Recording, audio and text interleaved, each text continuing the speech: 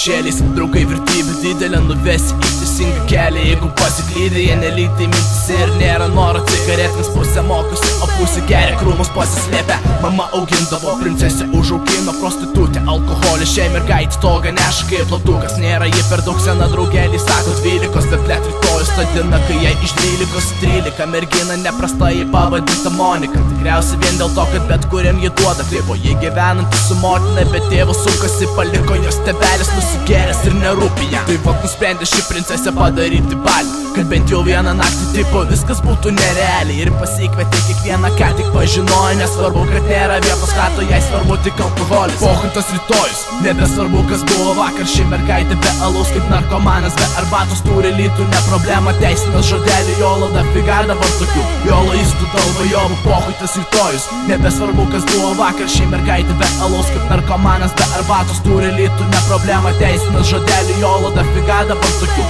joloistų dalvajovų. Niekada per daug, ir mentai jau savi patapo. Kas minučių 10 jau standartiškai jie nebevaro alkoholio dachuje. Ir vienas sėdi pilnametis, niekas nepažįsta senio. Tėvas grįžo pasisveikinti, tėvelio vardas Gediminas dovanoja litrą. Kaip visą nusigėręs rodo savo intelektą. Tik viena problemėlė kilo, Gediminas neprisimena. Pamiršo kaip atrodo Monika, jo mylima. Apie jūs kiekvieną, net ir čiuvakų klausė. Gal tu toji panelė, kurią myliu labiausiai? Užlipęs į palėpę, nesitikėjus, jie mato gulint su čiuvaku, be sąmonės kaip lėlė. Taigi šita istorija be pradžios be galo neturi nei įžangos, nei išvados kanalų. Banalų repą kuriant, banalios mintis kyla.